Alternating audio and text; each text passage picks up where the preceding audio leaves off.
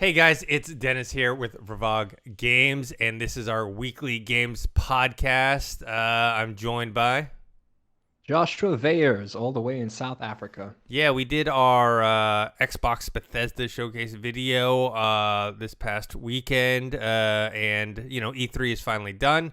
We're going to talk all about the highlights. We're not going to go through like every single game or anything like that, but we're going to talk about the Nintendo Direct. We're going to talk about Square Enix, but we're going to talk about the big games. We also will talk about Xbox Bethesda stuff later on in the episode, but since we covered that already, has been a few little updates here and there for that one that we can talk about later, but got a lot of stuff to go over. Josh, how was your overall experience with E3? This is the second year in a row that we've had the virtual E3. It's not the same. I mean, I know you're in South Africa, but I've been getting used to going to the conference in person the last few years before the pandemic hit. So it's interesting to see this version, which is, to be fair, what most people see anyways, right? Like, this is the version that most people that are around the world are watching online. It's just they happen not to have a floor, and there's something about the excitement of being there in person, and even if you're not there and just seeing other people there, I don't know what it is. It makes it feel just a lot more exciting. Well, yeah, hearing the crowd makes it different. I will say that because obviously, me being born and raised in South Africa, everybody I know, even a lot of my friends in the UK or Australia, New Zealand, wherever they are in the world, we grew up watching E3 online. You know what I mean? It was the only way. It's the only way we could. Yeah. That's even for people in America. Most people aren't going to travel all the way to E3. No. It's also an event that when it was still an in-person event, it was a lot more friendly to industry people because I believe it's only open to the public after a certain time at the day. So like the first couple hours of the day, I think it's press only usually. Here's the thing. So I will say the main difference is there are I think that they well, I don't say they nailed it. They're getting better. Last year was awkward because it was like they would say something and then in the place where there would be people applauding, there's just silence, and it would just be awkward. Like you're excited and it's cool, cool things that they're showing you, Yeah. but it's just like the silence is deafening and awkward. Oh, you So they just gotta look at the definitely chat. That's basically it. The chat. exactly, but they fixed it this time where it's like they've now realized we're not going to pause for dramatic effect because it looks stupid if there's nobody screaming next to us. So it was a bit more streamlined, which I like. Oh, look, it was a good E3. Um, uh, IGN did a poll. A lot of people did a poll. That even without a poll, I think we can all agree Xbox, Microsoft, and Bethesda stole Yeah, E3. I mean, it wasn't You know, hard to be honest, just because True. Sony was not there, EA was not there. Had they been there, who knows? I still think Xbox still would have won, just in general with how many kind of I mean, exclusive with the amount of titles. things like Xbox was like, hey, here's things you can play right now. Yeah, Dennis, do you know what I did after the Xbox conference? I downloaded Yakuza Like a yeah, Dragon on my yeah. PC, and I didn't sleep that night because that game is Nice, so good. nice, It's the first Yakuza game I've ever properly played, and it's actually genuinely so good. cool. Um, but yeah, I think even if PlayStation was there, I think that Xbox would have won that. Look, Nintendo was a close second, and then followed by like the rest, if you will. All right. Well, let's No, get into it was it. a good E3. Let's Yeah. get into it. The big thing, I know we get a lot of derision from or criticism from people who watch or listen to this podcast. They don't cover Nintendo and stuff. I'm sorry. I don't own a Nintendo Switch, so it's hard for me to kind of keep I wish I did, man. keep updated on the type of games, the games that they have. And it is just, and I applaud Nintendo for this. They created their own kind of market, their own kind of, because if they had kind of copied or gone along with what Sony and Xbox are doing, which is kind of this arms race in terms of graphics power and whatnot, and they eventually, I think, would have lost, right? Because that's not their market, and they're not going to compete on that front. And what they did was smart, which is create this kind of half mobile, half console, home console type of market that caters towards people who like games like Zelda and Mario and all that stuff. Animal Crossing, all that stuff. So I think they've done well. So they had their. This is the funny thing when we were kind of going through these E3 things. Is like everyone has, even though it's at E3, everyone still has their own name for their particular showcase or event or whatever. So Nintendo's Nintendo Direct, and like I think Ubisoft was like Ubisoft Forward. Square Enix was Presents. Microsoft was Showcase. Like, okay, everyone's trying to. Not only you're trying to differentiate, by company name, you're having your own, event thing within E3. But anyways, Nintendo Direct at E3 2021. They kind of launched the whole thing with the announcement of Tekken's Kazuya for Smash Brothers as the new character. Did they give a date on that or a window on when they were releasing him? Let's take a look. Usually they do. Yeah, I just got so much to scroll through.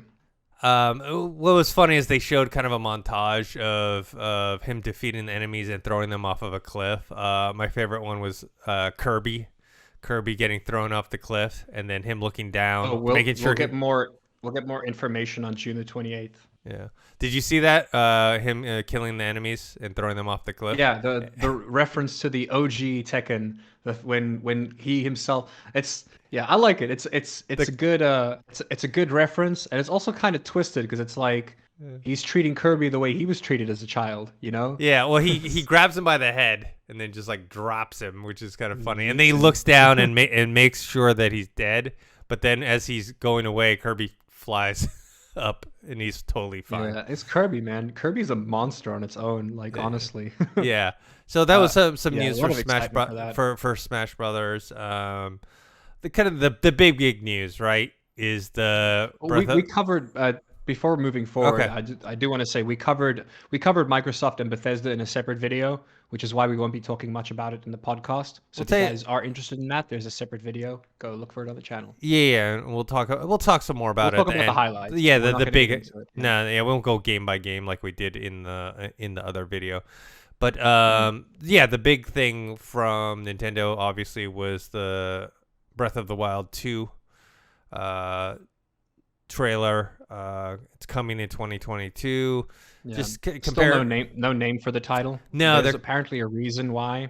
They're keeping it. Why, but they're keeping it secret. Yeah, and from my understanding, I haven't not played the original game, but supposedly the map is the same, but the terrain is different. So because do they mean like the same map straight on, or just like the same size? If it's the same size, then that makes sense because I don't really necessarily. No, I think it's I think it's the same map, but it's like different terrain. Yeah, because it takes it takes place at a different. I forgot what the date is. But it is a prequel. I guess I forgot. Yeah. It's a prequel technically, which makes sense. So they kind of have to.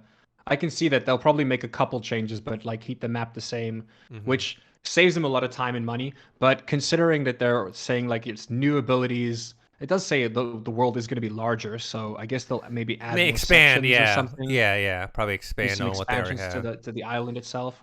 But you can go to same areas and you'll see things that are different, At the end of the day, Zelda has always been about story and gameplay. You're not going to care about what the world looks like too much because the gameplay is going to be kick-ass. Yeah, and in the trailer you see Link kind of flying through the sky, and that you're supposedly be able to control him. I don't know, almost like a looks like a Fortnite type of thing, right? Like you're just like flying through the sky and kind of choosing where you're gonna end up. The graphics are different from the first game.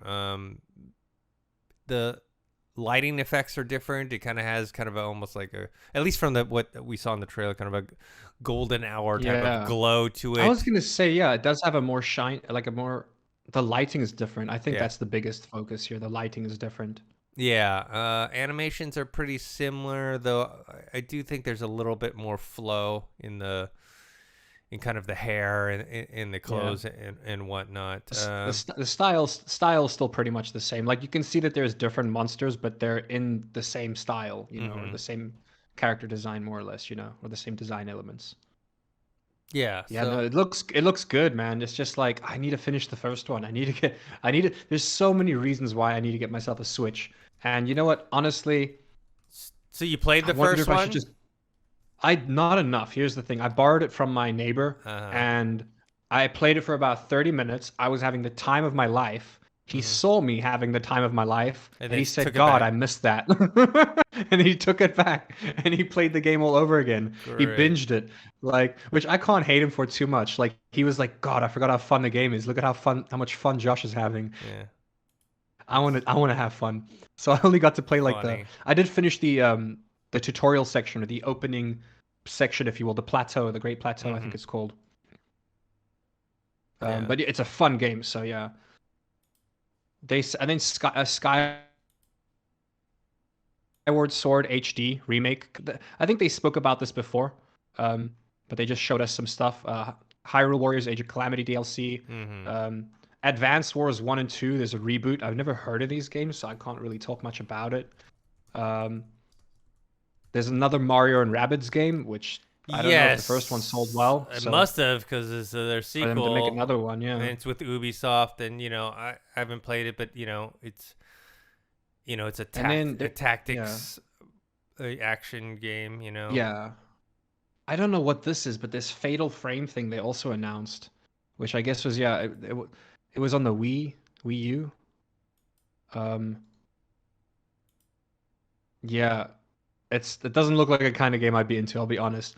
They obviously like we're not going to mention it, but they also literally mentioned 1, 2, 3, 4, 5, 6, 7, 8, 9, 10, 11, 12 games coming to the Switch. Hmm. Games that have been out already, like Dragon Ball Z Kakarot, Tony Hawk Pro Skater 1 and 2, Doom Eternal, the Hmm. DLC, Life is Strange, things like that. The Guardians of the Galaxy game, which we'll talk about later, is also going to be coming out.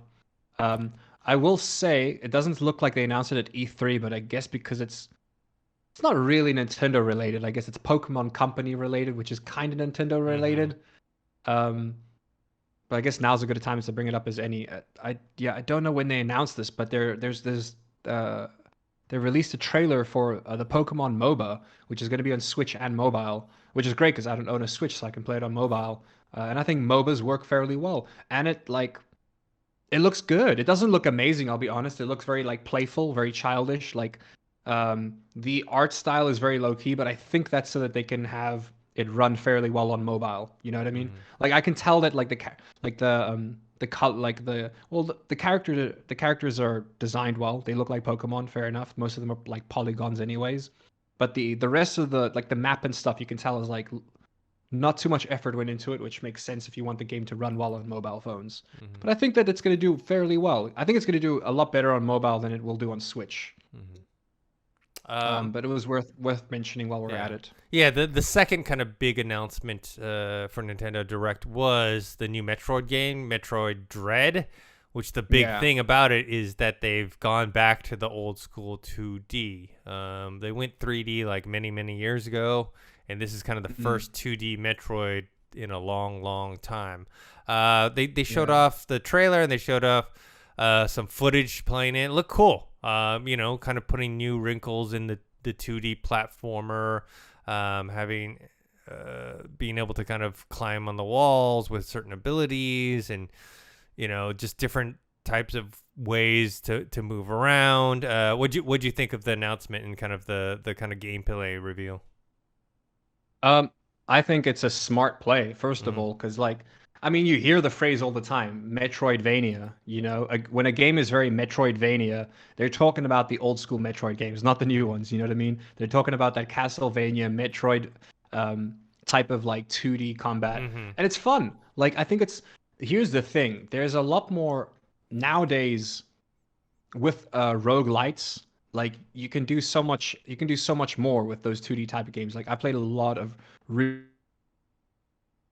really good 2D platformer action-based games. It makes the controlling, I don't know, there's something more arcadey about it and more fun about the gameplay. You know what I mean? Like you don't have to be like have 3D spatial awareness as much and things like Mm-hmm. that. I like it. It's a smart play. It looks cool. Yeah, looks cool. Yeah, no, it looks cool. It's officially the fifth Metroid game, and they're releasing it on October 8th. I think this is especially with what I mentioned before about Nintendo in choosing kind of a different route with their system, with the Switch, 2D, platformers are perfect for that.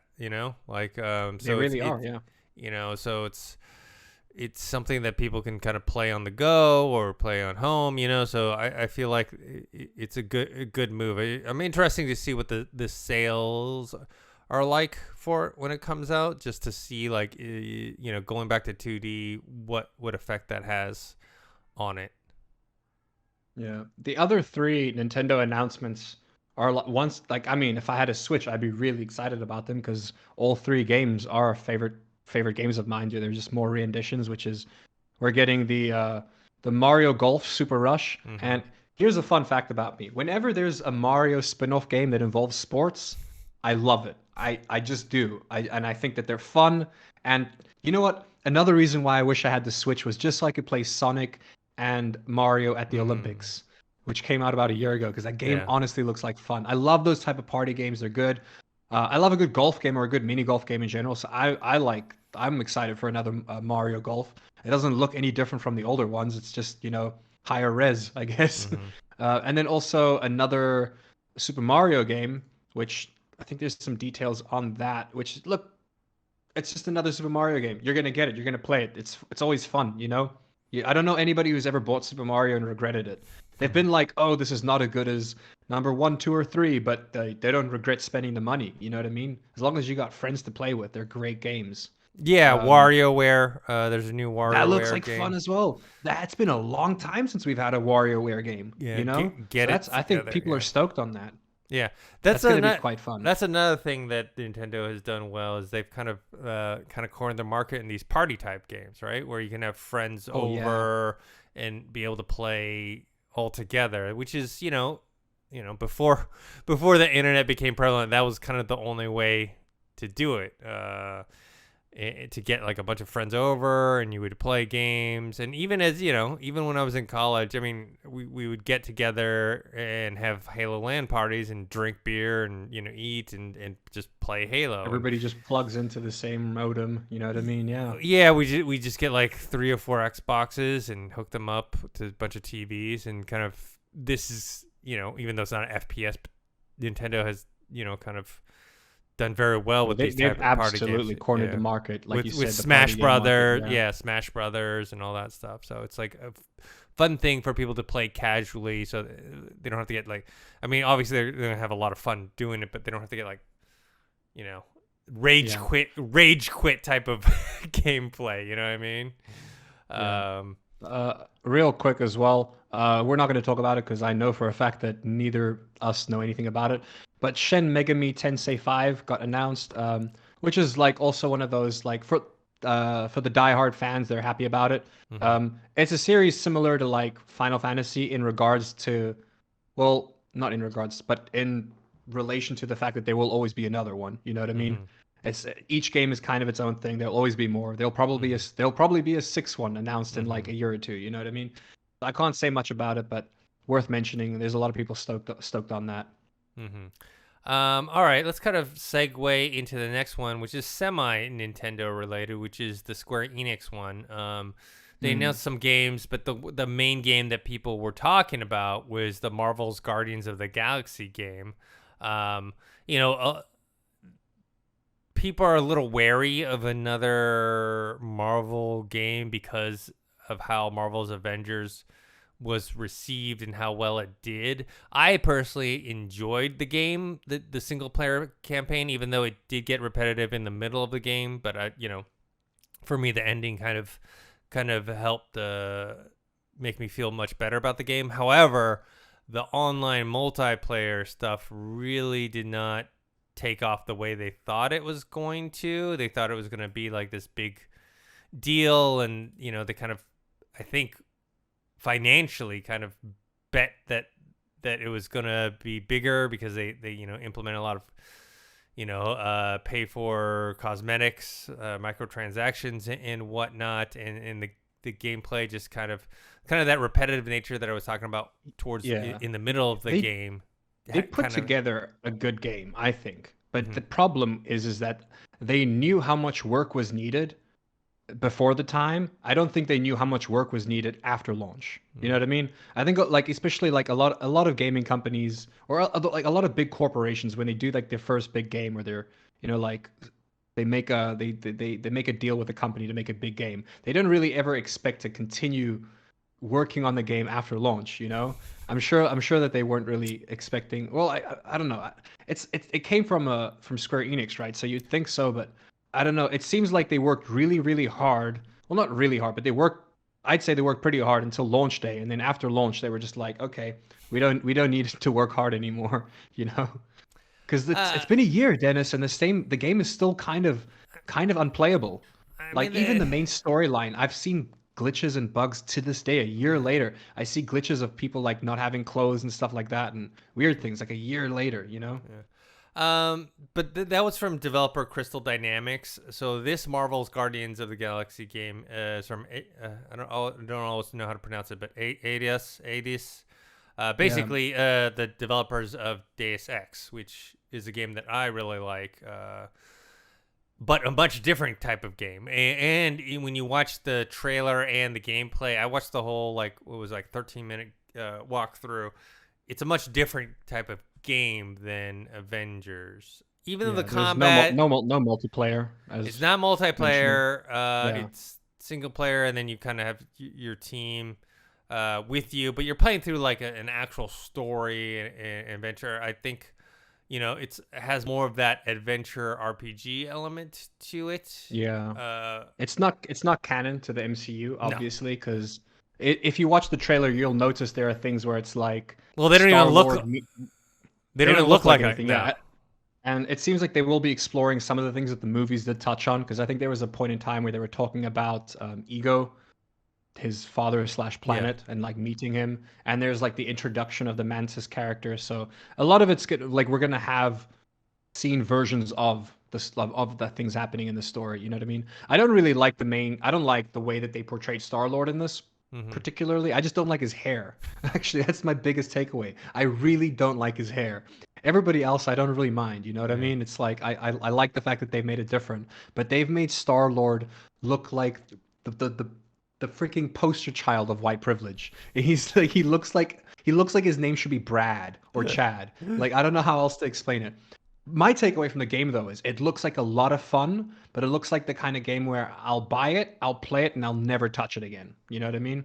Or maybe it'll get boring halfway through. It looks like it could get boring or stale halfway through. But it looks fun. It doesn't look good though. The graphics aren't like, oh my god, it doesn't look like a next gen game. No, but It there's a like, reason you for know, that though. Which well, is so they can have it on the Switch. yeah. They Yeah. that's the tie-in with our previous topic, which is it is also coming to Nintendo Switch, which was a Hmm. surprise. It's actually coming on October 26th, which is actually not that far away for an announcement of a game like this. Yeah, it's soon. So I'm interested in it just because it is a different. This is actually much more up my alley, especially if they kind of implement type of RPG like elements. I mean, I know like they had a little bit of like upgrading your character in the Avengers game, but I'm hoping it's more so you have dialogue choices as well in the game. Yeah. So It does, there's no cosmetics, so you're not going to be getting armor and stuff like that. But I'm sure that there'll be like a good skill tree, yeah, for yeah, like yeah. abilities and combat and things like that. I think they'll do that quite well. Yeah, so it seems like it's much more focused on that kind of story aspect and kind of the Yeah, single player. action adventure kind of game. Yeah. So I don't know. I think it looks good. Yes, it doesn't look like the best game ever, but in terms of like, But it does look fun. yeah. I will say So that it does look fun. I like the way you use your other party members. It kind of reminds me, like I think by the looks of things, it looks like it was the same button layout that you would use for. Do you remember how? Do you remember playing God of War, right? yeah, You know how you would use your son yeah. in God of War? I feel like that's how you're going to be using your teammates Mm-hmm. in Guardians of the Galaxy. It looks like a very similar process. Yeah. So I'm But there's a interested. couple other things that there's we finally saw like a while ago we spoke about them working on another Final Fantasy game. You know what I Mhm. mean? Uh, and well, there were a lot of rumors, and I thought the rumors were talking about one game, and the rumors were talking about two different games. And we knew that there was going to be a Souls-like Final Fantasy game. They said that the next Final Fantasy game they're focusing on being Souls inspired, Dark Souls inspired, and so they announced it. It's Stranger of Paradise, Final Fantasy Origin. Not much known about it. I will say it doesn't look like a Final Fantasy game. It actually looks more like a different company trying to make a Dark Souls game. It looks good, but like in terms of feeling, it doesn't feel like a Square Enix game, and it doesn't feel like it's Dark Souls game. It does look fun and it does look good. I have no idea what to expect from it because it doesn't look anything like a Final Fantasy game, you know? Even like their character design and like the way that they like kind of play things out. Well, look, there's a couple characters that like the main is this like the main bad guy that you're fighting? He's straight up like a Final Fantasy character. You know what I mean? You can tell with that. Like the character designs are very Final Fantasy, but the world itself is more Dark Souls. You know? Yeah, the developers Team Ninja, who everyone knows from the Ninja Gaiden Love Team series Ninja, and Dead or Alive. So like they're kind of a much different type of developer in terms of like much more hand-to-hand combat. It's based on the first 1987 game, the very first Final Fantasy game. So I guess it's like a prequel to that, most likely. 2022, which makes sense. I have a feeling we're gonna get this game before we get Final Fantasy 16. I think because they so, showed too. us they showed us gameplay in this, whereas like yes, we saw the Final Fantasy 16. They didn't show us a Final Fantasy 16 trailer this year at E3, but that's because they did show us one earlier on in the year, or no, at the previous E3. But they just showed us like cutscenes, not really any gameplay. They showed us a lot of gameplay of this. I think that this is going to come out. Well, I mean, it's coming out 2022, so I'd assume Final Fantasy. Maybe it'll also come out next year. Maybe they could have different teams working on it. Or like you said, it's Team Ninja. But It has. I'm watching it right now. It has definitely a Team Ninja look to it. Like the character models, polish, you know what I mean? The face models, the polish as well. Yeah. Very Team Ninja. But the textures are very Team Ninja as well. If that makes sense. Yes. Yeah. It just has that look. So like, it looks good. I'm like, I can't say I'm excited about it because it looks good, but it also like with games that are Souls like or have Dark Souls implements, they always look good, but you don't know if they're good until you actually feel it in your hands. You know what I mean? Like the animations could like your roll animation could look good, but if it feels slow when you're playing the game, that can affect it. You know what I mean? But we'll see when it comes out. And then obviously they're trying to get people to keep playing Marvel's Avengers. So they were like, hey, we got the Black Panther expansion coming out. They're just throwing expansions at this game and not fixing the problems. You know what I mean? They're just like, let's just keep throwing content at people. They'll come back. Meanwhile, the multiplayer is still broken. Like, fix the multiplayer, fix the end game. If you want people to stick around, like, you might get new players back with DLC and expansions, but I don't think you're going to get people to stay, Yeah, they're kind of throwing licensing at it, which is interesting because, IP is very powerful, when you get people to watch movies or TV shows or video games, like having a known quantity always helps. But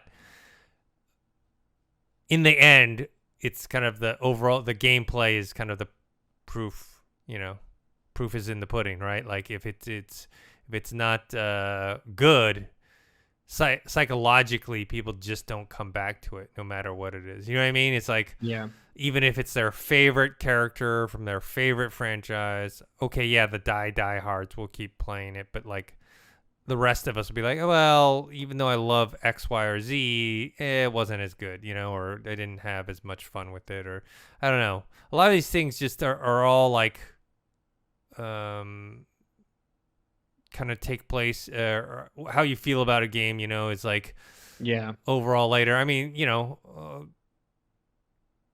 I don't know if we're going to talk about it later, but like I'm still playing Cyberpunk 2077, so obviously I'm liking it, enjoying it, but I didn't love it as much as I thought I was going to. Otherwise, if I did, I would have been done with it already. It's just psychologically. Do you mean the story mode or like the overall game, or what aspect of it is it that you're not liking as much? It's not liking. It's this. This is a conversation for a whole other time. Another time. But in general, it's not. It's weird. It's it's one of the most 'Cause immersive. I like the world more than I like the story. Like the Yes. story for me was good, but I like the world more than the story Okay, the and like the story was interactions with good, NPCs and and the stuff. world was, one of the most immersive worlds. I don't. This Mm. is what I don't. I don't like how they executed the side quests slash NPCs in the world, Yeah. because it's very. If you just get a text message, they're like, you don't even read it, and they're like, you have a new job. Track You is new. skip it half the time, yeah. Yeah, or someone calls you and is like, you have a job. Like, they just throw a bunch of stuff at you. They don't really engage you Yeah. into the I story for those Yeah, no, parts. that's true. And it's easy to miss things. You know what I Yeah. mean? Like you said, you'll skip text and a lot of the missions aren't I wouldn't say some of them are time sensitive where it's like if you get a text, you got to go talk to the person that day. Otherwise the quest isn't going to happen. You know what I mean? If you Yeah. go the next day, the quest is gone or whatever. It's like a bunch of things like that. But I don't know. I still think it's a great game. But I know what you mean. It's like what's going to keep people coming back. Like Yeah. I I have two playthroughs on Cyberpunk, but that's Okay. just me. But like, who knows what? Maybe their DLC will get me to come back. But yeah, point is, Marvel's Avengers, it's a lost cause. It has a fun single player, gets a bit repetitive, but the storyline is good. Other than that, the end game sucks. The multiplayer sucks. I don't think that having a Black Panther expansion is gonna work for them. But there was another thing that they announced that no one's really talking about or hyped about, but it looks cool, which is the or maybe there's hype Ba- about it, but I haven't heard hype Babylon's in my Fall. circle. But Babylon's Fall, it looks fun. I like that. I have a worry because it's a live service game, so games as a service. Yeah. They're gonna be implementing a lot of cosmetics, which does get me worried. But because of the way the game looks, it Visually does also lead me to looks great. yeah, which leads me to believe that the cosmetics that you pay for most likely will also look really really good or exciting. Because I hate paying for like I don't pay for cosmetics if they just look like the same thing but a different color. Yeah. I'll pay for a cosmetic if it like actually has different assets and like looks different visually, not just color. Um, but yeah, Yeah. interesting. Like I guess they spoke about it before, but like we didn't know much information about it until then, until E3, and then the original Final Fantasy is getting a pixel remaster, which is kind of good news, but also not really good news. I think it's good news because if if you are a fan of Final Fantasy and you've never played the original games, they actually work pretty goddamn good on mobile. Like Hmm. straight up, just go on the App Store or the Play Store, whatever you're using on your phone, and just buy the original games for like $5 or $10.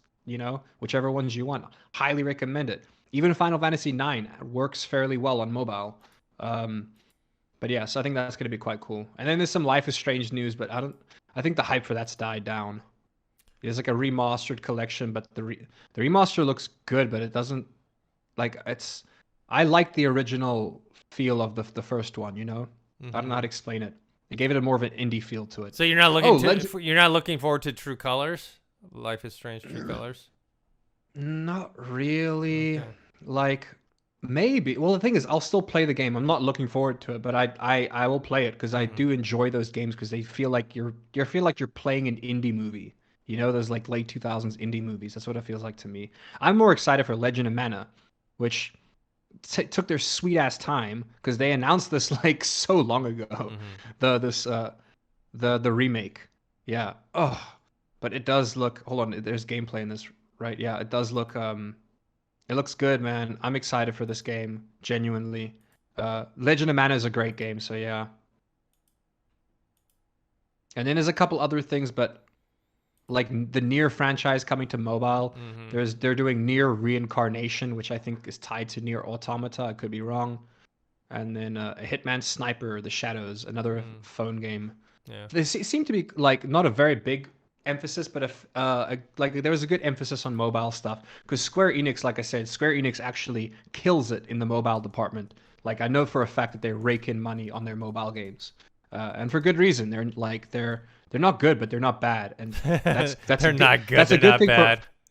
But that's a good thing for mobile because Uh-huh. on mobile almost everything's bad. So for to have something that's not bad, you're like hell yeah, I'll spend the Yeah. money on that. It doesn't have to be good. Just the fact that it's not bad is a selling point on mobile, in my opinion.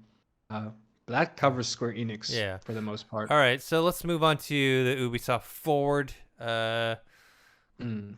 presentation. They had obviously we talked about the Mario plus Rabbids Sparks of Hope game. They showed off a trailer there, and then Rainbow Six Extraction. It was kind of like one of those like pre-rendered footage for Rainbow Six. Rainbow Six. It's funny that the Rainbow Six Siege, the whole like online multiplayer thing has become like such a huge thing, because Rainbow Six used to be, this tactical shooter single player, and now it's like more online multiplayer focused. So Yeah. Wait, so is this one going to be PvE? let me I don't know. Well, I just know. Well, I don't know if it's going to be PvE or not, but they're saying that the reason it went from, because I think the original name for this was Rainbow Six Quarantine, and then they changed it to Rainbow Six Extraction. Yeah, obviously for the name change was because of its Siege PvE spinoff. They say that the name changed to, yeah. So I don't. I doubt it's PvE. Like Rainbow Six, those games, like Rainbow Six Siege, the PvP mode is just so good. Yeah, it's launching on September 6th. Yeah, they definitely have gone away from anyone who's played like the original Rainbow Six games, it was like this tactical SWAT, where you move your different team members into different locations to like that. All that stuff is gone now. It's yeah, it's pretty much like, well, dude, it's such a fun. I'm not gonna lie, it's such a fun game when you get into it, because they've really like I wouldn't say you can't corner the market on a gameplay mechanic, but I guess they've cornered the market on the gameplay mechanic, which is tilting when you aim, like tilting left or right. People like it's become like, you see a lot of pro players like use it all the time, and it's something that never made sense to me in the game, and I still don't know how it makes sense, but clearly if all the pro players are doing it, there's a reason for it, They said this is a strictly cooperative experience instead of a PvP. It's launching September 16th for PC, consoles, and Google Stadia. Yeah, so that's soon. It has kind of a sci-fi vibe to it. The aliens are controlled by AI and whatnot, and so it's like you and your team. Yeah, so three people parties. It's up to you and two other friends. Yeah. So I'm assuming that's it's a trio. Yeah. They showed off some, There's Rocksmith Plus. No point in talking about it, but worth mentioning. Look. If you like music, if you want to learn how to play guitar and you got a PC, get Rocksmith.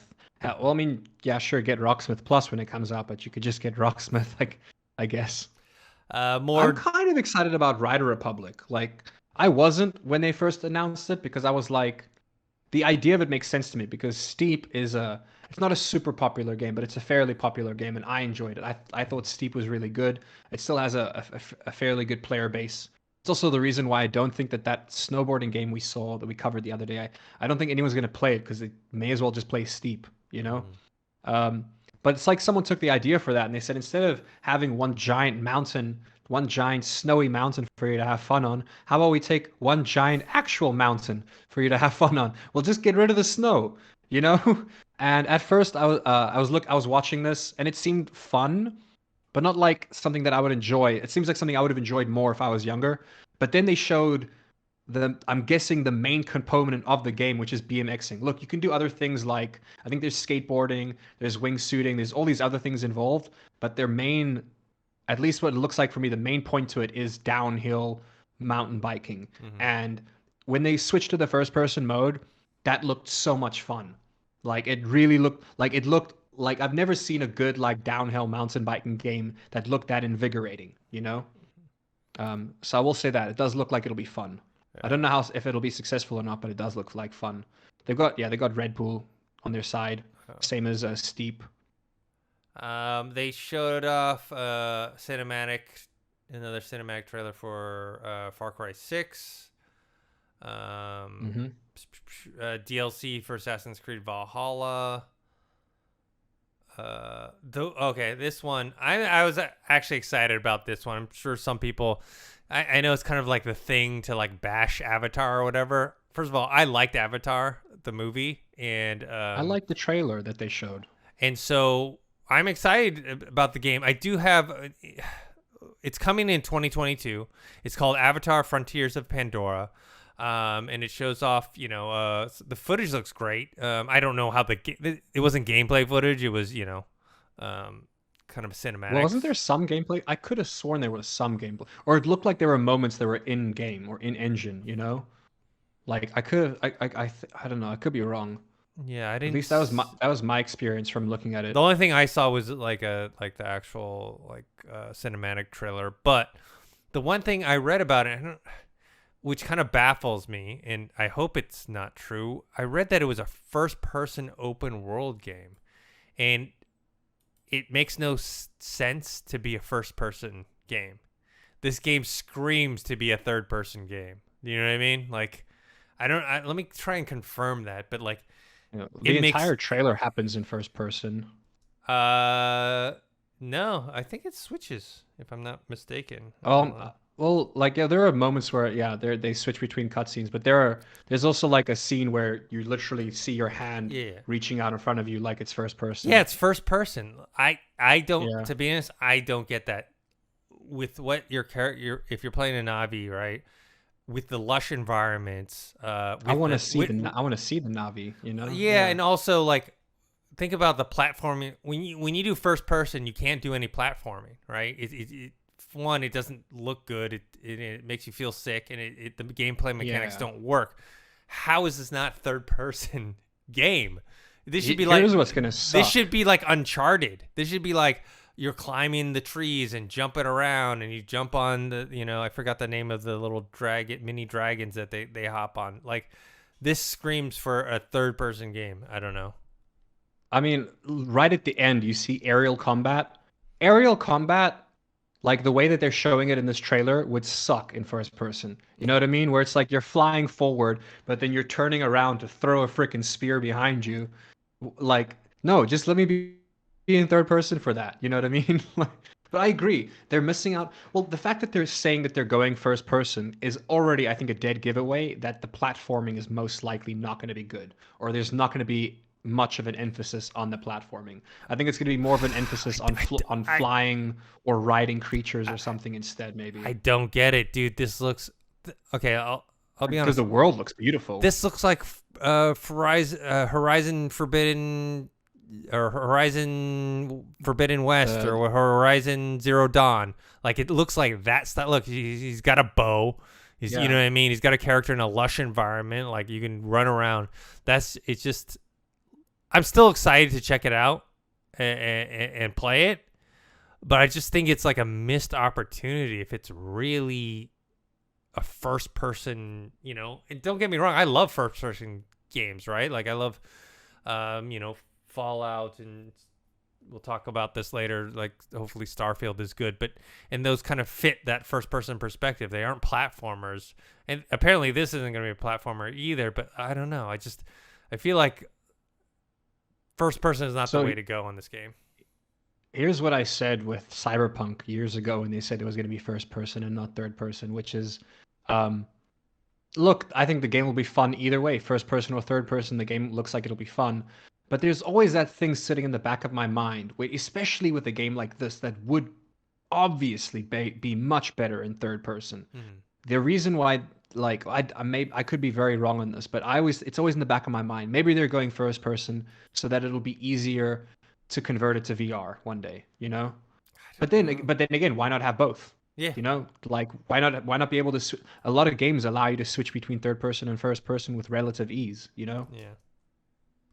So that was my big takeaway. Looks great. Excited for it. I liked Avatar the movie. I'm looking forward to it.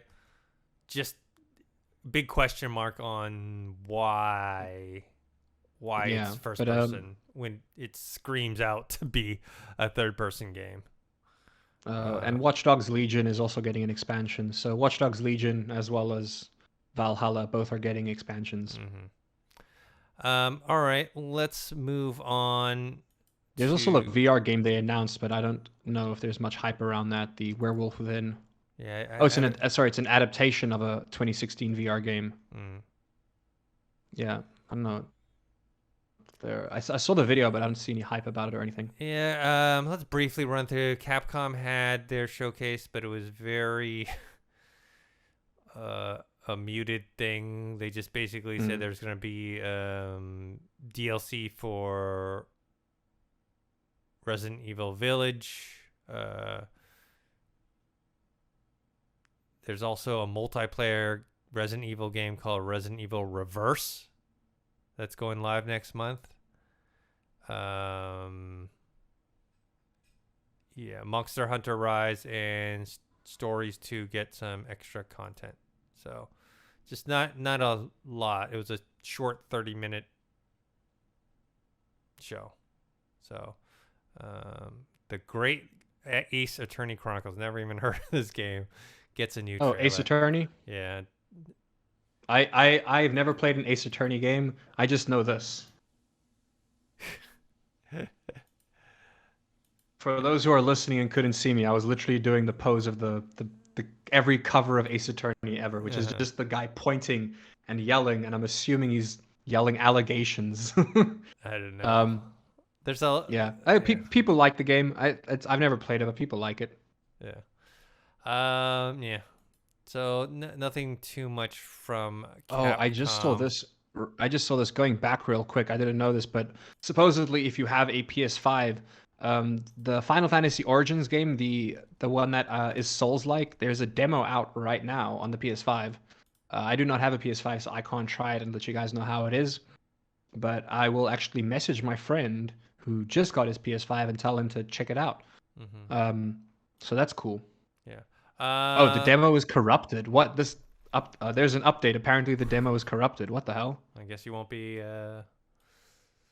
Oh, wow, that sucks. Yeah, people are trying to download the demo and it just doesn't work. They're trying to fix it. Okay, never mind, guys. Never mind. Let's briefly talk about Gearbox and their presentation. The big announcement was the Tiny Tina spin-off game. Which looks cool. It looks fun. I like it. D&D spin-off game. Yeah, it's called Tiny Tina's Wonderlands. So. And it's set in like a fantasy realm. It's like not set in the Bethesda world. I like it. I think it all takes place in her head. It's highly likely. Yeah. What else did they do? What are you talking about? Bethesda? No, Gearbox. Gearbox. Oh, Gearbox. And then they had a behind-the-scenes look at the Borderlands movie. What else here? Oh, the one that you and me kind of laughed at was the Godfall coming to PS4. Like, oh, lol. Just because it was like it was touted as this exclusive for the PS5, and it just didn't do very well. And at first they were talking about like, man, we could only do this on the PS5 because it was we needed the graphics power and blah blah blah. It's like, we didn't do that well, so we're gonna lower the texture. We're gonna lower the textures, lower the resolution, give you guys the game. Hopefully get some money out of it because we know no one's going to play it after a day. Here's the thing. I think I said this before. The reason why that game fell off so quickly isn't because it's a bad game. It's not a bad game. It's also not an amazing game because I have played it. It's fun. The combat does get very repetitive fairly quickly. But the reason why that game didn't do well is because it's a looter. It's not a looter shooter, but it's a looter game, which means like you're grinding for loot, trying to get better loot. And everybody wants better loot because it makes you look cooler. But if you start looking like a legendary god, you're not going to want to like put in hours of grinding just to continue to look like a legendary god. The epic loot you already look epic from the start. I don't know. I feel like that's where they messed up. They should have put our like God Slayer dude in like some underwear and that's it. You know what I mean? Like grind your way up instead of just looking super shiny and epic from the beginning. I don't know. I think that would have helped a bit, but oh well. Story is also very subpar, I will say. Yeah, so it's just funny that obviously they didn't need all that power to properly. The one thing is if you do buy it for the PS4, you will get a free PS5 copy, eventually. Because their thing is like, okay, not a lot of people who bought PS5s ended up buying this because, for whatever reasons. And then so, okay, let's tap into that PS4 base and then give the promise of, well, once you do eventually upgrade to a PS5, you will get the game. So it's makes sense though. If they didn't make the money they thought they were gonna make, might as well make a version for the biggest install base right now, which is the PS4. So yeah. Anything else from Gearbox? Homeworld 3 is in production. But yeah, that was it from Gearbox. All right, let's talk about Xbox Bethesda. Like I said, we already did a whole big video from it, so we won't go too in depth. But there's kind of been a few updates that I wanted to talk about, which were let's run for the big thing. They start off the show with Starfield. It's exclusive for Xbox, which I'm gonna get into in a little bit. Midway through the show, they had Halo Infinite. They showed off. They kind of more emphasized the free-to-play multiplayer than they did the solo campaign. Forza Horizon 5 was they saved towards the second to last thing that people were really excited about. Redfall was the new IP that Arcane Studios. Vampire open world kind of game. Looks quite interesting. Yeah, that was kind of like the thing they saved for last. Another thing of note was Outer Worlds 2 was announced, which was a no surprise.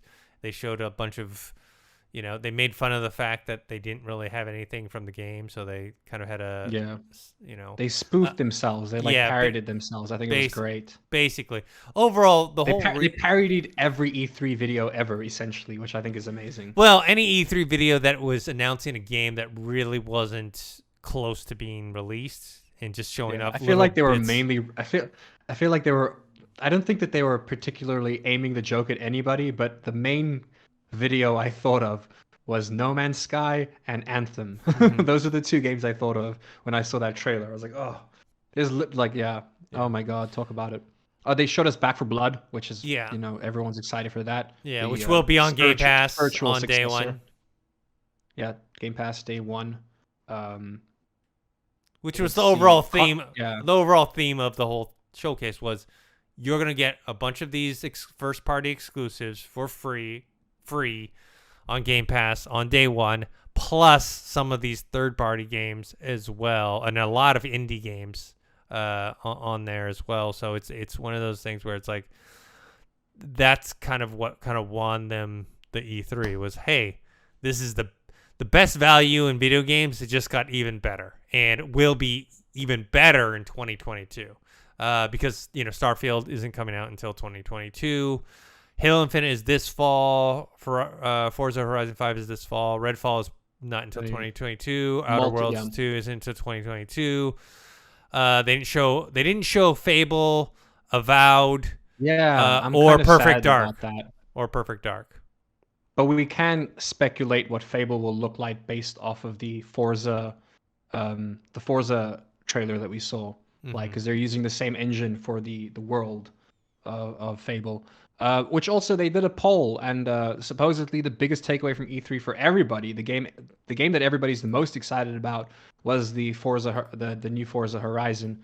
And I think one like I said this in the previous video, and I think the reason being is because that video was delivered the best out of the entirety of E3. They explained it the best. They kind of put the video together in a way that explained what the game's all about in a good way. It was concise and it looked fun. So I can see why it was the most amped game. They also showed us Contraband, which there's not much news about Contraband, but it looks like a heisting game. Mm-hmm. Like it looks like Payday, but instead of robbing banks, you're doing other grand heists. And they said it seems like you're in a semi-post-apocalyptic world, or not really. Mm-hmm. So who knows? In terms of Forza Horizon 5. Yeah, I think they presented well because like I've said many times on this podcast, I'm not a driving game player. Not that they don't look cool and that, I've had fun playing some driving games, but I just not that great at them. But watching that presentation made me want to play the game, even though I'm not. Same, And guess what? I don't have to invest the whole thing I keep repeating over and over. Because it's on Game Pass, I don't have to risk anything to try it out. Maybe I try it and I fall in love with it, and I go back and play the other Forza games. You know what I mean? But because of Game Pass, I'm able to try this. Plus, a lot of those indie smaller, we saw a lot of those like 2D platformers and whatnot that were shown off. There's no risk for me to download it and play, you know? And if I don't like it, I don't like it. If I like it, then great. That's a bonus for me. Two things I kind of want to get into. Let's start off with that are related to this. Starfield. So there was an article. Before we dip into that, let's just finish up the quick review. Also, because they also showed us the Sea of Thieves tie-in with Pirates of the Caribbean, which look amazing. I'm still not too sure how they pull that off in terms of licensing rights, etc. But I'm not going to question it. It looks fun. It's free. Exactly. Battlefield 2042. They showed us more of that. Which after we talk about some Starfield stuff, I've got some other articles relating to that. Okay. And then something that you and I are both excited about is 12 minutes. This is something I heard about before the time, just because of the voice cast, as an amazing voice cast. Yeah. And it looks very dramatic. And then, Psychonauts 2, I'm super excited about that. I know I told you because I grew up playing the first one, which came out like 16 years ago. Yeah, so I'm excited about Psychonauts 2. Wasn't expecting it to be on Game Pass on day one, but it is. There's some things that they spoke about Fallout 76. I know they announced a couple things regarding to that. Yeah. Party Animals is coming to Xbox. And it's also going to be on Game Pass. Yeah, It's also going to be on Game Pass. Yeah. And then Hades is like, there's a bunch of games that we already know about that's coming to Game Pass. So there's no point in talking about it, like Hades and Yakuza. And then there was this game that they showed, Somerville, which that looked cool. It's from the people that made Inside, and it looks a lot like Inside. Halo Infinite they spoke about. The Halo Infinite multiplayer will be free. It'll be coming out at the same time. Diablo 2 Resurrected. This is kind of Blizzard related, but it was, they spoke about it here. So Diablo 2 Remastered looks amazing. It has up to 8-player co-op. There's a sequel for a Plague Tale Requiem. Yeah.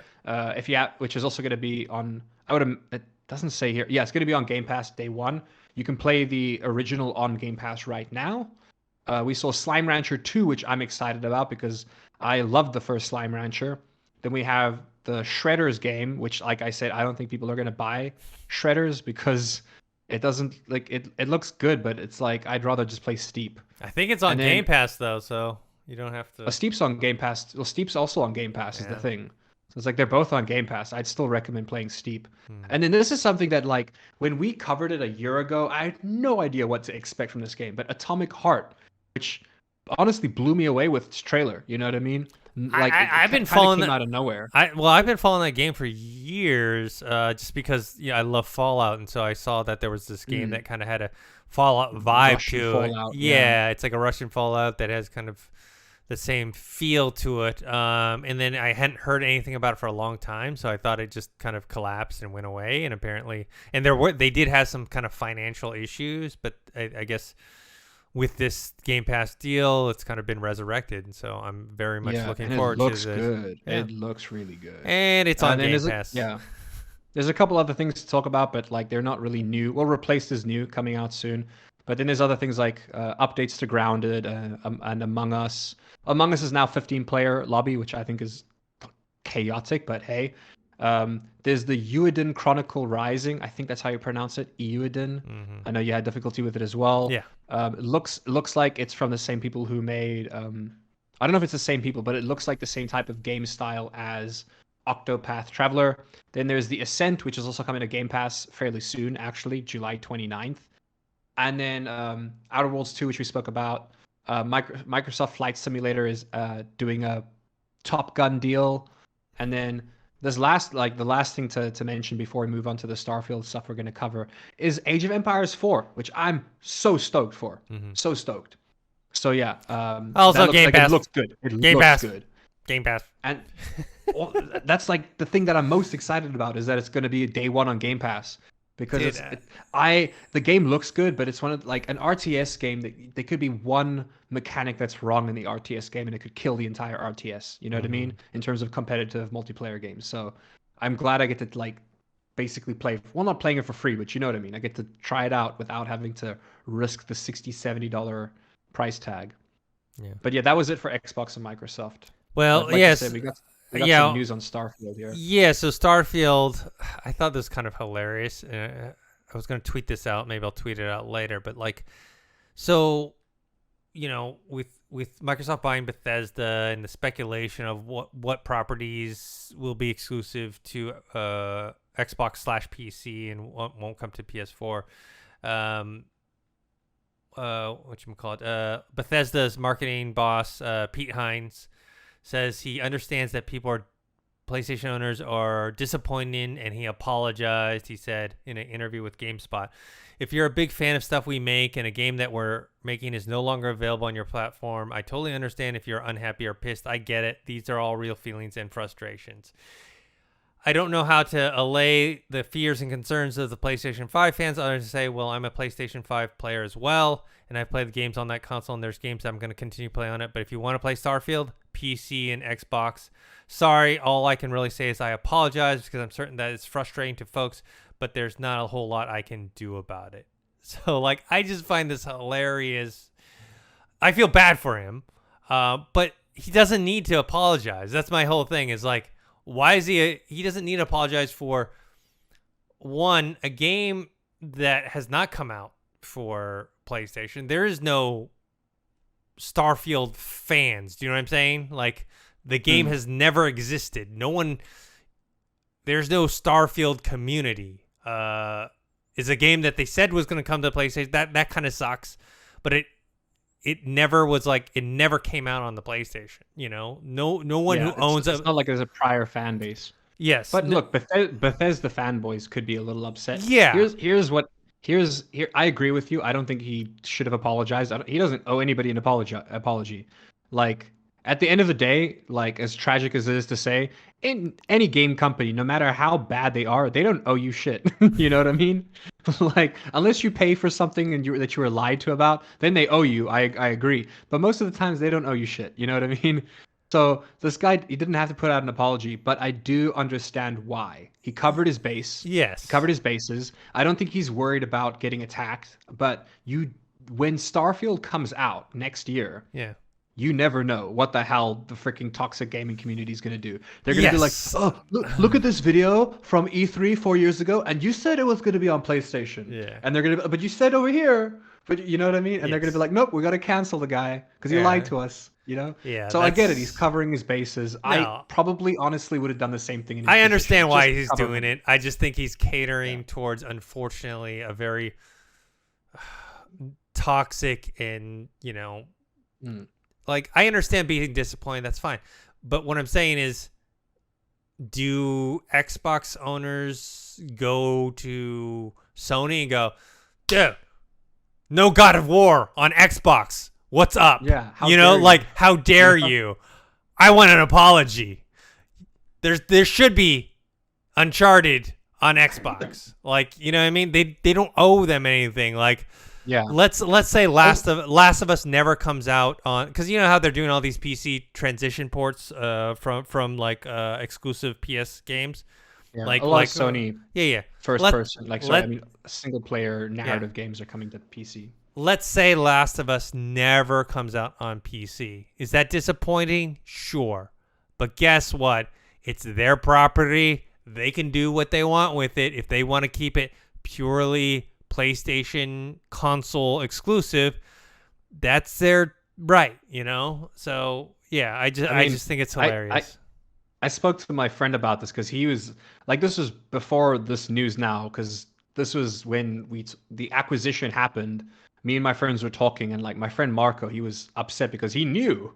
I mean, well, look, most people could put two and two together and realize that it was pretty much all going to be Xbox exclusive. Mm-hmm. You know what I mean? Anybody could put two and two. The only reason why I thought maybe Starfield could skip that through is because maybe they had made contracts already. You know what I mean? Maybe they haven't. But obviously now we know that they hadn't made any deals with any consoles before the time. My friend Marco was like really upset about it, and I was like, well, think about it from a perspective of sports.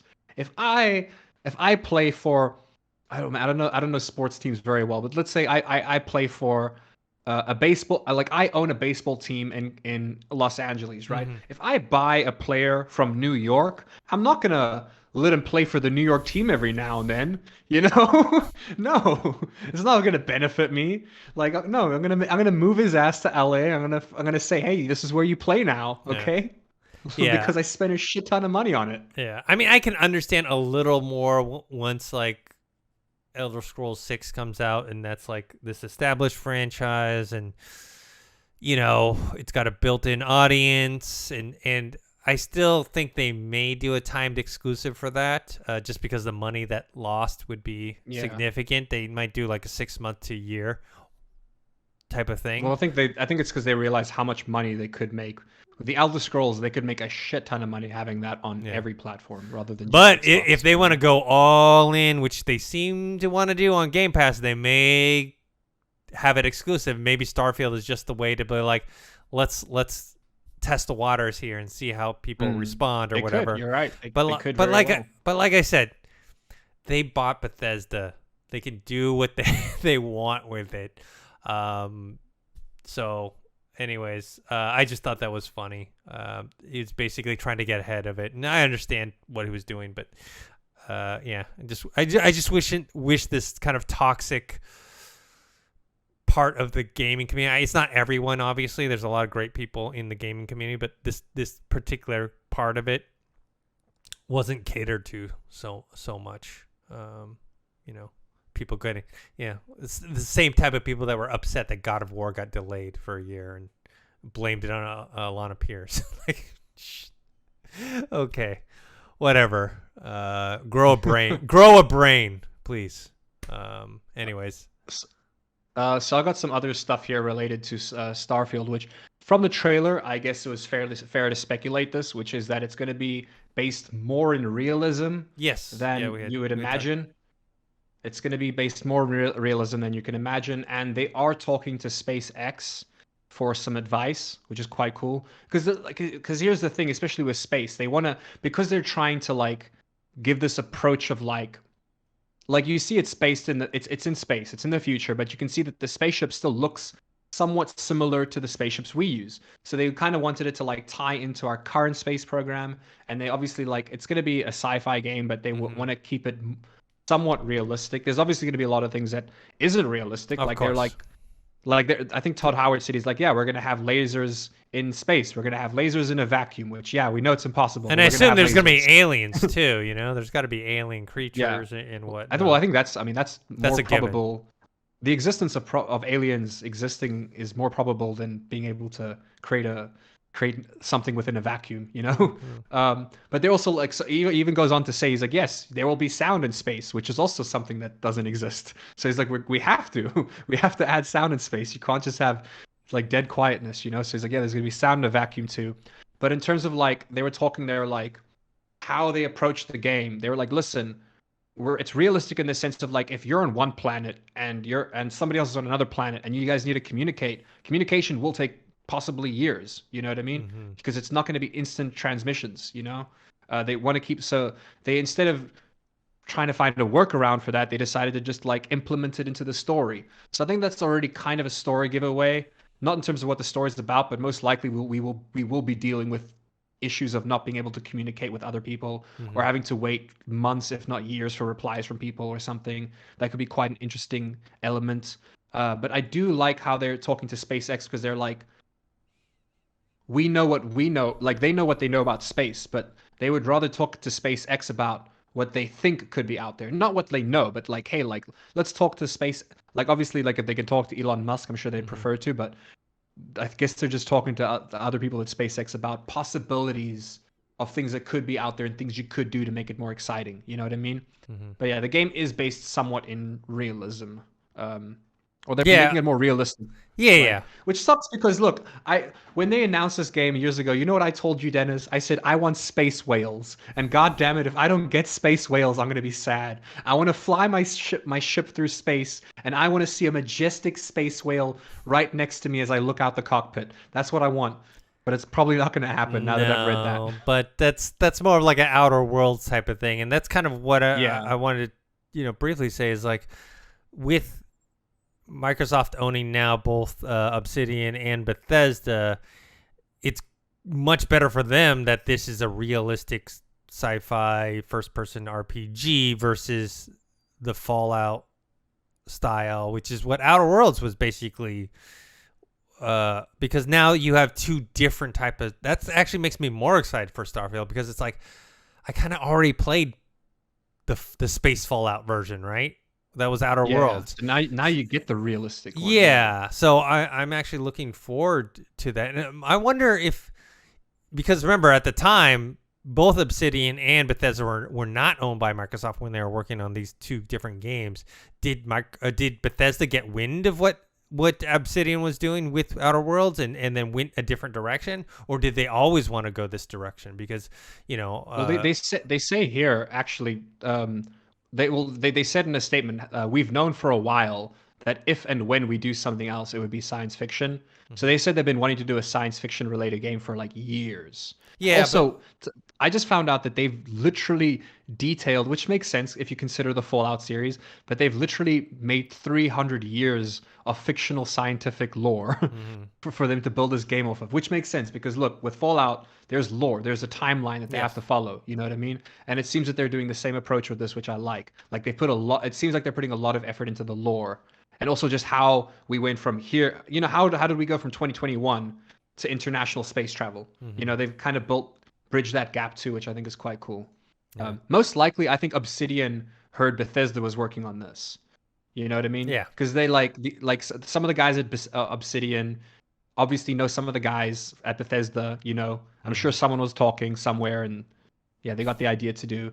It's also why I think that like nobody. I think that's the reason why Bethesda wasn't like Obsidian stole our idea. I think because of how wacky Outer Worlds is, they were like, that's gonna be so like our game's not wacky. Our game's gonna be serious, dramatic. It seems like it's gonna be very like serious, which I like. Well, I mean, actually, I don't know how I feel about it yet, but we'll see. You know, I just like it because it's gonna be something different. Do I know the game may suck? I don't know. Maybe it's boring. I don't know. I'm just saying, like, at least it's something different. Now I don't have to be like, oh, I'm gonna get two games that are almost the same. You know what I mean? Like, it's gonna be weird because there are some people saying that it's like a Han Solo simulator. They're like, it's a Han Solo simulator. I'm like, that sounds awesome.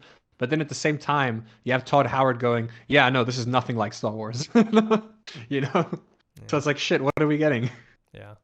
All right. Another thing too is they had this other video. I forgot how long it was, but it was a much longer video that was kind of a behind the scenes and dived deeper into the multiplayer for Halo Infinite. They talked about the customizations and vehicles. I watched it. Made me excited. They said they were kind of going back to the roots of kind of the first few Halos in terms of how they wanted the multiplayer to kind of pan out and how the vehicles play into it. It just looks cool. Got me excited for the multiplayer. Obviously, I still want a single player campaign to play and finish and then dive into the multiplayer. But check out that video. Actually, right now, by the time you see this, the Xbox has a showcase extended today that they're gonna dive deeper into some of these games that they announced. With Ninja Theory, I believe. Yeah, so maybe there'll be some news and new stuff that maybe is more updated than what we're talking about, but we'll definitely check that out later. Supposedly somebody managed to there was a Elder Scrolls 6 Easter egg in the Starfield trailer. People were able to pick up like it's as a reflection on one of the things they picked up what looks like, let me get it's Hammerfell and was Hammerfell and something else that they kind of noticed here. But yeah, here's the thing. The point is, people were speculating that Hammerfell was going to be the next Elder Scrolls location, which is the home of the Red Guards. But now that they saw what looks like Hammerfell in this reflection of the Starfield, it seems like something Bethesda would do. You know, like kind of have an Easter egg for one of their other games in a trailer. So people are assuming that most likely the next Elder Scrolls will be in Hammerfell. Also, people, well, yeah, a Starfield fan transcribed an in-game memo that hints at space pirates, which also makes sense to me because look, if you're doing an RPG, there's going to be bandits, and bandits in space are probably. I mean, I like space bandits, but space pirates just sounds so much cooler, you know? Yeah. So yeah, it makes sense. Like, look, you're going to have to run into some kind of trouble in space, you know? Yeah. Yeah. Bandits make sense to me. Well, yeah, With you need space pirates, enemies, you you know? need storylines. Like I said, there's going to be aliens still. They're just going the realistic approach. Yeah. I wonder if they'll just keep. Do you think that they'll? I mean, do you think that they'll go with alien? Do you think they'll go with? There's gonna obviously be alien species, I think, because you gotta have to fight something. But Yeah. do you think they'll go with that? Do you think they'll make like I see a lot of monsters, you know what I mean, on like the Hmm. different places you're going to. But I wonder if that they'll also give intelligent life rather than just like there's an alien dog thing chasing you. I Is think there? Are we gonna so. bump into like I think humanoid so. I alien think so. life? Like that's yeah. Because you need people to talk That'll to. be I mean, exciting. the Also, whole. you need something to raise the bar of heaviness. Like if my whole mission is to get back to Earth and I'm stranded out in space, I'm like, that's pretty heavy. But like if you can be like, oh, we're meeting the precursors of humanity, and they're this ancient Mhm. alien race across the other side of the world, I'm like that's awesome. That's exciting. I want that. You know what I mean? So I hope so. I think it's going to be more like Mass Effect, where Mass Effect, Mm, you know, they have aliens, but it's all like quote unquote realistic. You know what I mean is yeah. serious. They take it seriously. This is a race. They've been around. This is their culture. Blah blah blah. You know, it's not going to be the Fallout thing where it's like, you I know, like don't this think it'll be like weird, that. crazy alien, which I love. I Yeah. mean, Fallout is one of my favorite video game franchises. But what I'm saying is, It, it seems like this is I not don't, where like a yeah. wacky alien comes in and talks like all weird and has a weird I think backstory or whatever. I think it's not going to be like Mass Effect with the regard. I think it'll be similar in terms of how they approach the aliens, but I don't think that it'll have. I don't think that aliens will have been established prior in terms of lore. Like I think that if we see aliens in this Mm-hmm. game, it'll be the first time humans encounter aliens. You know, like in the game lore itself. I don't like because looking at the trailer, it just doesn't seem like with the spaceship that they have and with the communication that they have between the people, it doesn't seem like there would be not necessarily an alliance, but like other civilizations, or like you wouldn't know. It doesn't seem like they know about other civilizations besides humans or human-like people. You Uh, know, well, so, I mean, so I they're feel gonna like meet you, up. They're gonna yeah, meet up with someone, whether it's other humans or aliens or whatnot. They need someone to exactly, talk yeah. to, their storylines or whatever. All right. I think they'll establish the lore in the game where it's like these are the people, this is how where they've been, but it's the first time humanity's meeting them or something. That's what I think. Yeah. But hey, it's speculation, you know. Yeah. All right. That's kind of it for E3 stuff. Like I said, Sony did not have anything. They had something, you know, a few weeks before with the Horizon Forbidden West stuff. I'm sure they're going to have something in a month or so showcasing their games. EA is going to have a live showcase on July 22nd. So that'll be something to watch out for. All right. Let's go into some non E3 news. We talked about that Starfield apology. You know, already mentioned that. The Medium, a game that you and me really like, that I thought Yeah, was exclusive to Xbox/PC, is coming to PS5. Wasn't still cheaper, expecting. still cheaper to play it on Game Pass. Don't Yes, forget. yes. Um, so I mean, when is this coming out? Wait, Ye- didn't they say soon? September 3rd. Yeah, Yeah, so not too far September 3rd off. this year. So I Yeah, so guess. it's not too far off. So I Well, guess it'll it'll. have it's gonna have DualSense controller support, Hmm. full DualSense. I think I does that mean that they maybe have worked on some form of haptic feedback or something? That could be kind of cool. Like, Hmm. look, there's moments in the game where like I think haptic feedback would be quite cool for like when you're trying to be stealthy and the monster's near you. You know what I mean? Hmm. But they didn't say anything about that. They just said it's working on the DualSense Yeah, controller. so that's Look, interesting. great. Look, it's a great game. I think it's smart because they've most likely already made Their money. their money. Like I don't think the medium is selling anymore. No, no. You know, people are Yeah. playing it either on Game Pass or they've already bought it. Yeah. So I just didn't know that it was not like a permanent exclusive, but I guess since it is Oh technically yeah, it's a third party and it's not a third party owned by Microsoft. yeah. Makes so hold on. Here we go. I'm looking at is this still going on? So the Xbox Showcase extended. They had Hellblade 2 behind the scenes trailer revealed. 343 broke down more multiplayer stuff, which I talked about before. Forza Horizon 5's Mexico is the largest, most diverse open world in Forza yet. Xbox Design Lab is coming back. Battlefield 2042. What's up? Let's talk about the VR stuff real quick. Sure. What do you think about Facebook having ads directly going? So Facebook is adding ads straight to the Oculus Quest headset. How do you feel about that? Within the next few weeks, apparently. From my understanding, it's in-game stuff. It's only in 3 games so far. Yeah, I don't think it's like you turn your headset and an ad comes up. It's not like that. What I think it is like they're making it so that game designers can integrate ads into their game. So if there's like a building or whatever, if you're playing whatever, that you can slap like an ad for a certain company or product or whatever there. Maybe we'll see more free to play games then, because that's kind of how like a lot of mobile games are able to exist. Well, that's of ads. That's what's upsetting some people is that I guess one person bought a game for $10 and the game had ads in it, and so they were upset. Like, I already gave you $10 and it still has ads. So I think that's what's upsetting people and what's controversial. It's like, oh, now I got to pay for a game. Have they ever played any sports game ever? Yeah. It's like playing UFC and being like, oh my gosh, how dare they advertise on the side of the ring? Like, yeah, of course they're gonna. Yeah, I think it's fine for games where it feels organic. As long as it's not invasive. If it's invasive, that would suck. Yeah, you know that's the thing. It's like, if it comes to something where like you're playing some realistic, so it's pulling information from your Facebook profile to give you targeted ads. Yeah, so it's still going to be targeted ads. Yeah. Let's say you're playing a military realistic shooter and you're like invading like a enemy's building, and all of a sudden there's like an ad for like, I don't know. There'll just be like wallpaper there, banner ads, but on the walls. Yeah, like that's not good.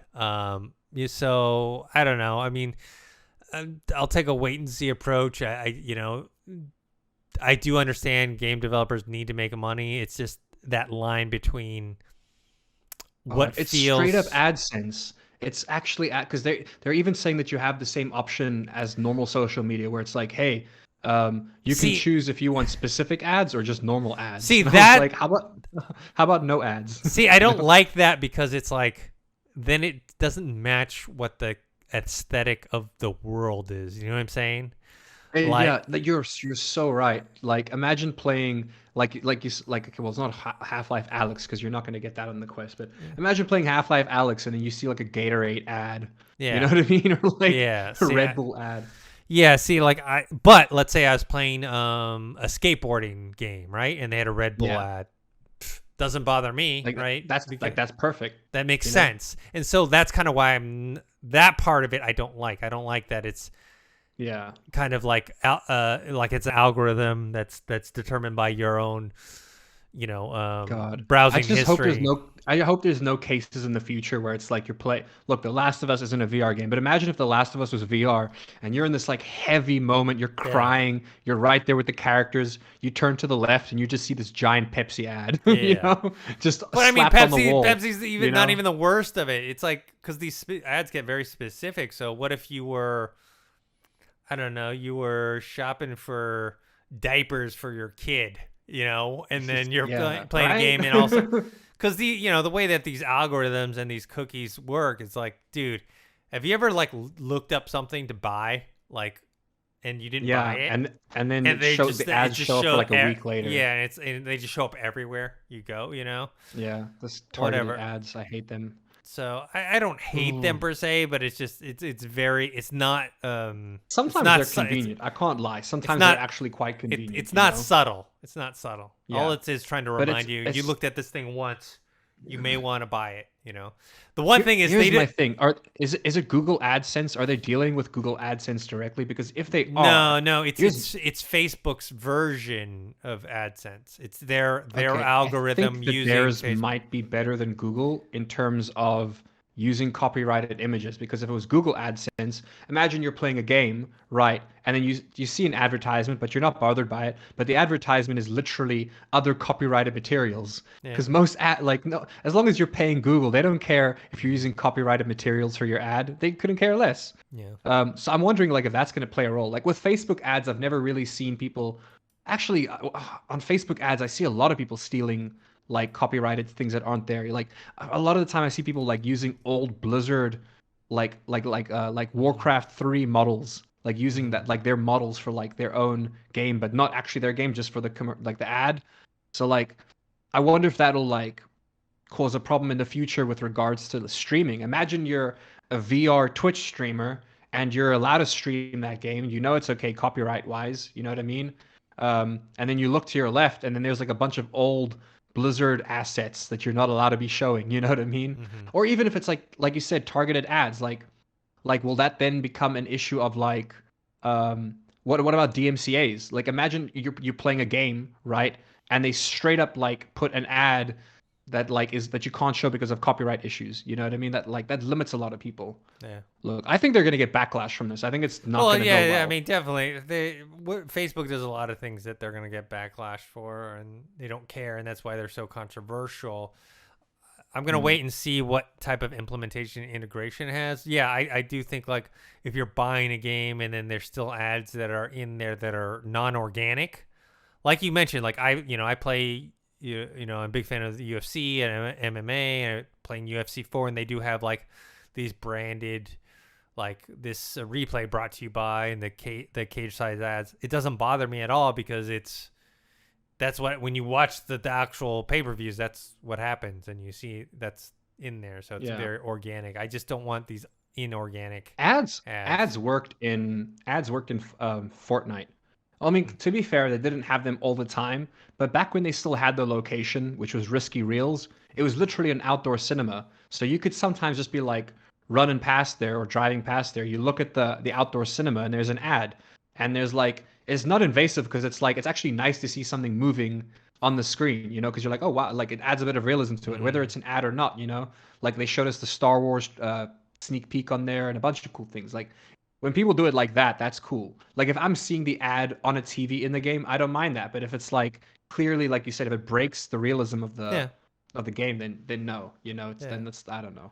Well, like I was talking about playing Cyberpunk 2077 recently. If they threw any ads in there, it actually would throw you off because it's a whole different world and a whole different time. You know what I mean? Like, so if you saw like a McDonald's ad in Cyberpunk on a place that normally would have a McDonald's ad, normally be fine, but because of the setting in the world, seeing that would throw you off because you're like, well, this is Yeah, 2077 in a cyberpunk world. Why is there a McDonald's ad there? Whereas if it was like GTA, seeing a McDonald's on a billboard is not, that's not, it won't throw me out of the game. So yeah. anyway, We got some yeah, PSVR. PSVR 2. Yeah. Holiday 2022. Look, this was something something we knew was going to happen because the PSVR, the reason why the PSVR, well, it didn't do badly, like it, Mm-hmm. it, it sold people. I know a lot of people who have it and who have had good experiences on it. I've had good experiences on it. They are limited to usually like the more cartoony kind of graphics Yeah. and stuff like that. Like you're not going to really get much realism. Well, then I don't know. Resident Evil 7. Yeah, yeah, not the one that just came out, the one that came out before that, the one that was VR. Yeah. That looked great. Like it did look really realistic, Mm-hmm. but that's because there was nothing to them. Like everything Mm-hmm. you looked at, it was just that. There was nothing behind it. Like you didn't have to worry about resources loading in behind it, if that makes sense. Mm-hmm. Um, so it makes sense with the PS5 being a much better console. It can therefore obviously produce better VR games. So they are working on a second VR headset. We knew about this. I think it's I still prefer their design. Mm-hmm.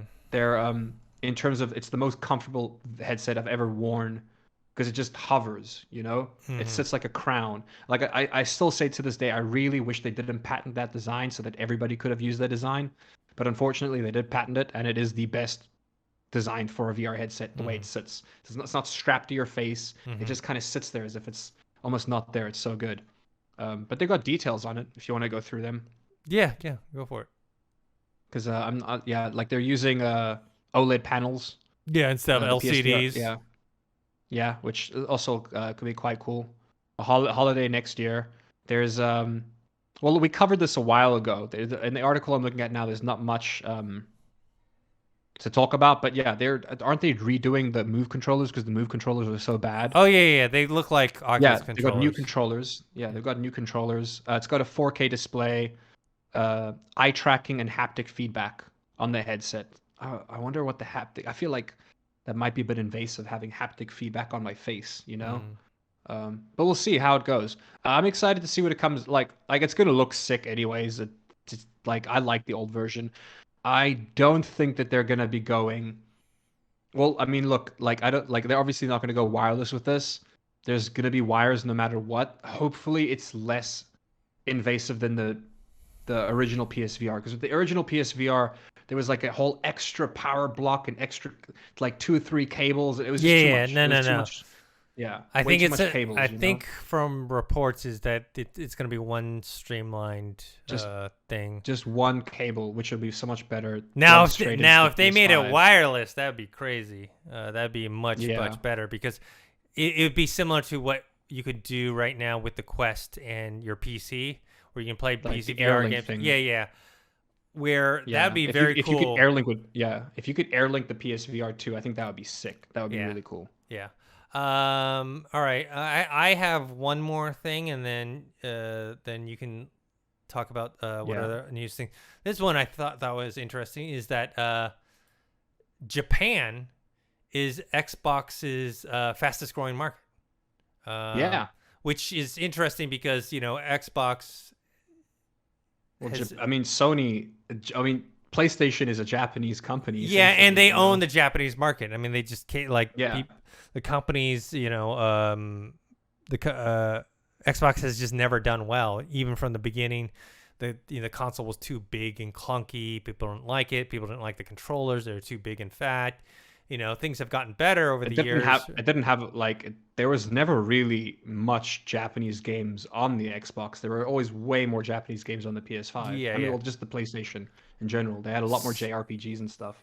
So my own take on this is, well, I mean, one, they're saying obviously because Game Pass. So Game Pass is a driving force because it is, like we mentioned a million times, it's the best value in video games. So they can be like, oh, if I just buy this system and I subscribe to Game Pass, I can just play all these games all I want, and it's a very low price. So that's number one. And I think two, because they mentioned the Xbox Series S is actually the bigger seller for them. I do think because the way with Japanese culture and the kind of how cramped it is over there, there's just not much space over there. That I think that honestly the size of how the PS5 is compared to the Xbox and especially the S is much smaller. I mean the X looks like a little mini fridge as they joked out, in which by the way they are releasing an actual Xbox Series X mini fridge, a real fridge that you can buy. They even made a meme a video for it. But anyways, the PS5 is huge. It's huge. It is. So I think that combined with Game Pass is just kind of pushing that Xbox. I mean, obviously, when your market is coming from very little, it's very easy to get a bigger market share than Yeah. you had before. But I think those two things are kind of helping it along its way.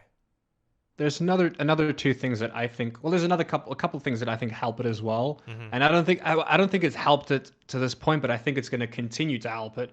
Is the fact that there are 3 game series, well, 2 in particular that Japan loves, and they're pretty much all on Xbox Game Pass. Like a lot of Final Fantasy games are on Xbox Game Pass.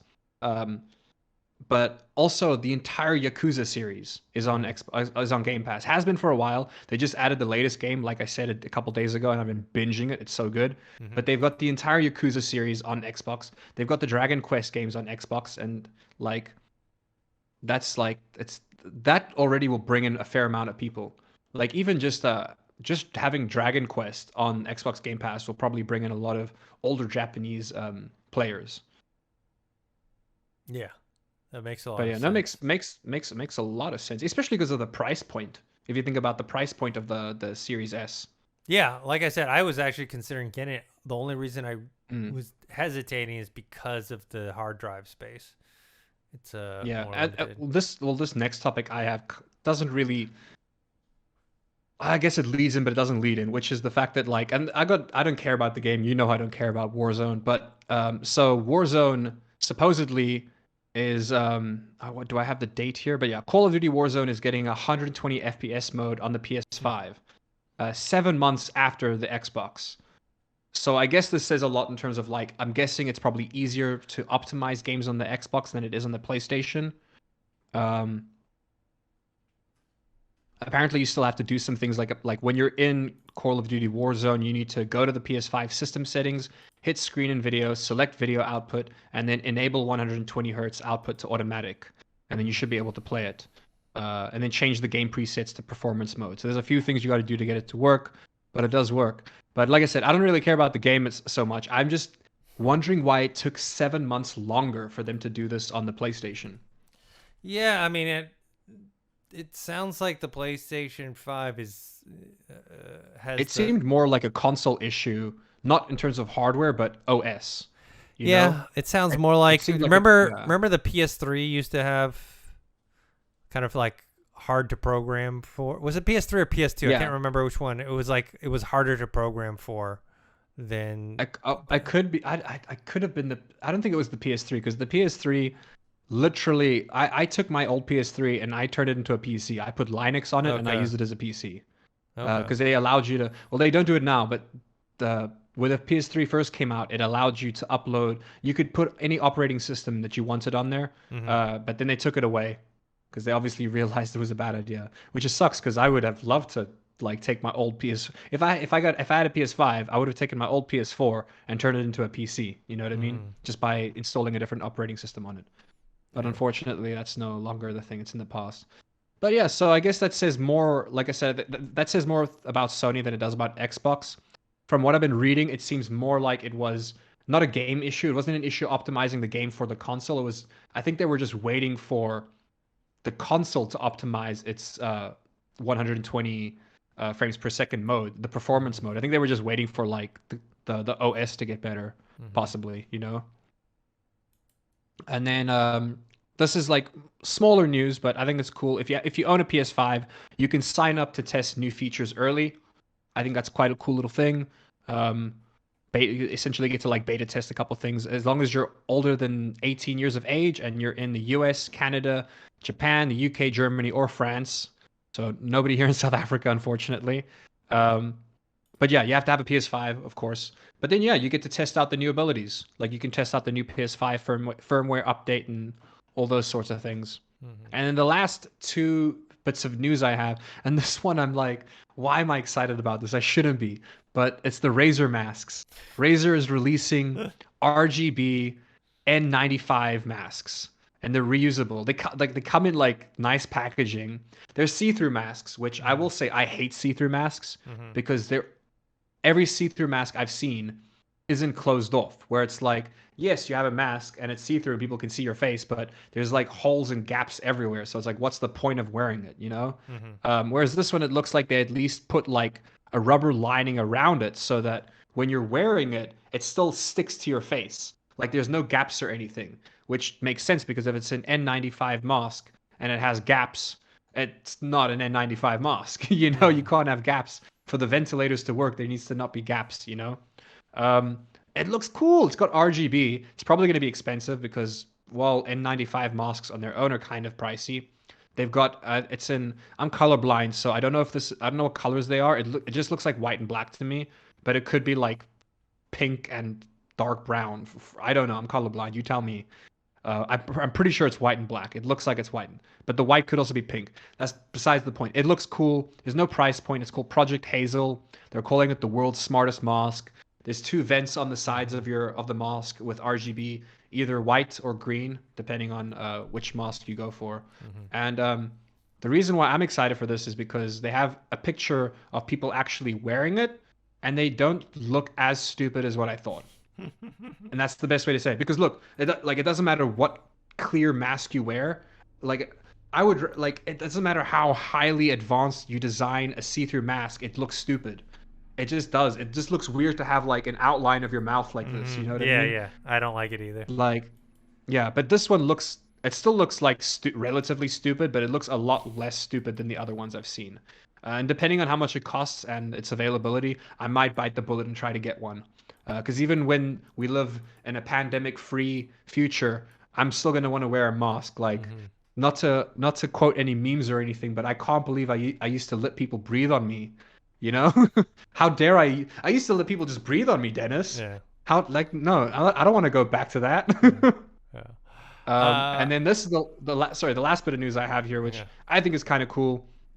I don't think it's ever going to happen on PlayStation, but Turtle Beach, who I'm a huge fan of their headsets, they've made an Xbox controller that literally has like a volume mixer built into the controller, and it actually looks so sick. There's a mute button, a mode button, select button, and then there's a button that says S. I don't know what that means.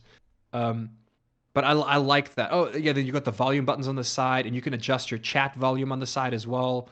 It's super accessible. I think it's the coolest thing ever. It's also got the extra buttons at the back, so it's like almost like an Elite controller because you got the extra two buttons at the back where you're holding it. I don't really like the way it looks, but I love the fact that honestly saves so much time. If you're playing on console and you're playing with friends, multiplayer games, it's so annoying having to like go into the settings of the console, adjust your volume settings, adjust your chat settings, you know what I mean?